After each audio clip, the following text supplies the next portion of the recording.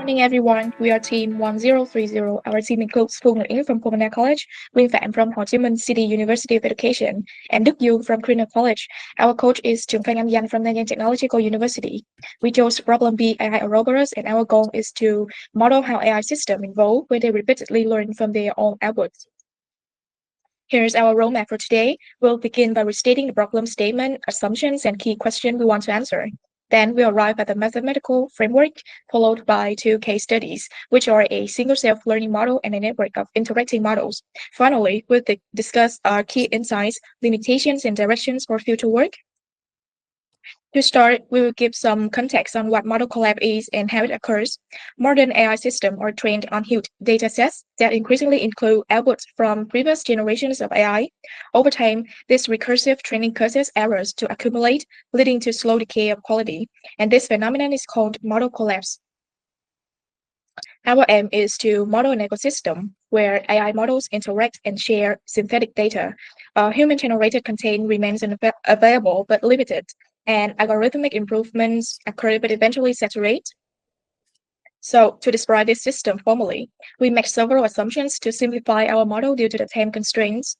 There are n AI models training continuously, and each model has a quality score, which is marked between 0 and 1, a fraction of human data, which is AI, while the rest is synthetic. How much synthetic data that model I takes from the model J represented by a Bij intercoupling matrix B, and each model's capability as IT grows logically yet saturates at a certain X max. And finally, human data have imperfect quality QH as well. There is something similar to account for human error, or as mentioned in the provided paper, the data portioning. From these assumptions, we aim to answer three main questions. Under what conditions the system-wide quality stabilize or collapse? How do algorithmic improvement influence that equilibrium? And what minimum fraction of human data is required to prevent collapse? Next, let's go through parameters. Some that I have mentioned before, like the quality score Q, the model's capability S, the human data fraction A, the cell coupling Bija, and the quality of human data QH. We also have a few constants like the model's growth rate R and the learning rate K. There's also the delta function trying to capture learning efficiency based on the model's capability. We'll see how each of these plays a role in determining whether quality crisis stabilize or falls. Starting with algorithmic growth, modeled as a logistic growth pattern equation with diminishing returns, we argue that AI would eventually hit a ceiling in the ability to learn. That means that early on, models improvement rapidly, but less so as time went on. Next, we define how efficiently a model learns from synthetic data with delta SI of t. This efficiency increases with capability, but it also saturates, reflecting the limits of imitation learning. Now we'll look at the target equation, which describes what each model wants to learn toward at any point in time, which depends on how much human and synthetic data the model receives and how well the data model learns from that data. The first term represents true human data, and the second represents data from other models. Together, they define what ideal quality each model is aiming to reach. Now we define the full dynamic system, which over time each model will gradually approach that target Q. This looks simple, but it captures the entire life cycle of the learning. The term KI is the learning rate, or how quickly the model adjusts itself towards its target. If the target quality is higher than what the model currently produces, Q of I rises. And if the target is lower, QI falls, and the model gets worse. And using the mathematical model that we just built, we will simulate different cases within our model. And we start simple with a case study 1 with mean field approximation and n equals 1. Here, B11 is also equals to 1 as there are only one AI source. We can think of this as many generation of ChatGPT learning from each other and human data. When we vary the human data fraction A, we find that the quality will not collapse entirely, but it will take a very long time for the quality to recover. But when no human data is used as a guide, the system collapses completely. And now we move beyond a single model to an ecosystem of models interacting through a network matrix B. And this setup reflects the real AI landscape. And we test our strategies for allocating human data. We have two strategies. One is the uniform allocation, where every model will receive the same fraction of human data. and a targeted allocation where only a few influential hubs or models receive most of the data. And also to make a fair comparison, the total human data budget will stay constant in both cases. And this is something similar to like a competitive market versus a monopoly in the context of data allocation. And due to time constraint, we assume that the top performing AI companies or hubs represent the top 1 to 10% of all models in the network. And these targeted hubs are assigned the largest share of human verified data. And in our experiment, we compared two extreme cases of self-coupling, BIR equals to 0, that means no self-coupling, and BIR equals 0.7, which is quite an amount of self-coupling. And our simulation revealed quite noticeable trends across different sizes of network.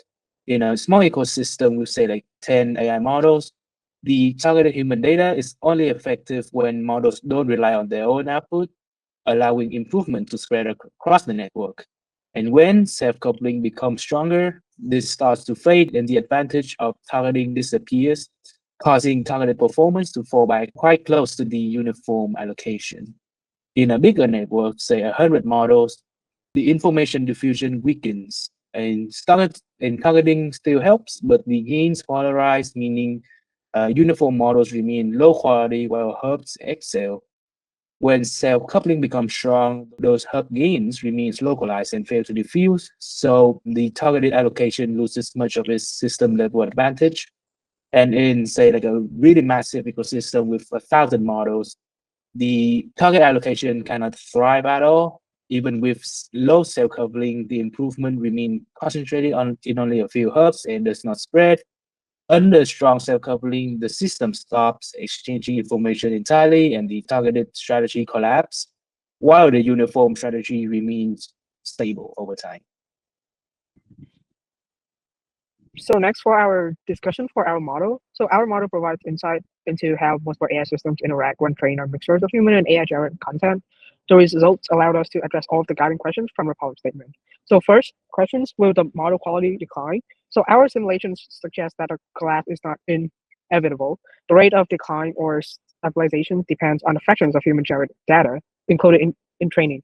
When the percentage of human verified data A falls below a threshold, the model's quality quickly declines to near zero, representing complete collapse. However, when a modest amount of human data is retained, the system reaches a stable equilibrium rather than collapsing. This indicates that the decline is gradual and can be halted through continuous infusions of authentic human informations. For the next questions, what's the role of multiple models interacting? So the interactions between models can both help and harm the ecosystems, depends on how the connections are structured. An open system where models learn from one another, which we define as low self-coupling, shares synthetic knowledge diffuses across the network and prevents collapse. This learning effect acts as an information safety net, allowing weaker models to recover from the quality loss. However, when self-coupling is strong and each model relies mostly on its own hard outputs, the system becomes fragmented. And individual models may improve temporarily, but the network as a whole loses coherence and diversity, which accelerating long-term collapse. So for the next questions, do different models mitigate collapse? Short answer, yes, because the diversity in the architecture share learning helps stabilize the overall ecosystem. In our model, AI systems interact through a coupling network that exchange synthetic informations, influencing quality over time. So the three key insights we drew is that the interactions matrix B diffuses information among the models. Second, the heterogeneous models balance quality differences and slow degradations. And thirdly, homogeneous models reinforce shared bias, leading to a synchronized collapse. So in conclusion, model diversity acts as a safeguard that prevents ecosystem-wide collapse. So what conditions ensure stability? Our model showed that long-term quality is sustained by three conditions: a minimum threshold of human input, a moderate self-coupling, and an open data exchange. Moreover, we want to further discuss the minimum threshold of human input. In other words, what's the least possible value of A such that the model won't collapse? So from our original equations, we can find Q asterisk as the equations in the slide, and with a few algebraic calculations, we come up with the threshold for the minimum fractions A as shown in the slide. So for the uniform target allocation, this comparison reveals the trade-off between stability and innovations. So the uniform allocation maintains consistent quality across the network and minimizes collapse risk. However, the targeted allocation produces a faster improvement in those helps, but increase inequality. Also, for the effect of the network size, small ecosystems thrive with targeted allocation because information spreads easily. However, in large and complex ecosystems, stability requires more uniform data distributions and cross-model cooperation. In summary, our findings highlight that preventing AI model collapse is not merely a technical issue, but a systemic one. It depends on maintaining diversity, cooperations, and continuous access to high-quality human information across the entire ecosystem. So next we got the limitations and the future work. So while the proposed model captures the essential dynamics of AI model collapse and interactions, several simplifying assumptions limits its reward. So first of all, the model assumes all parameters, such as the data percentage and the coupling strength, are constant and known, whereas in reality they are uncertain and context dependent. Also, the model quality is represented as a single scalar variable, which cannot fully describe complex and multidimensional aspect of the content quality. Third, the calibrations with empirical data has not yet been conducted in our model, and the results remain more like a qualitative rather than a predictive.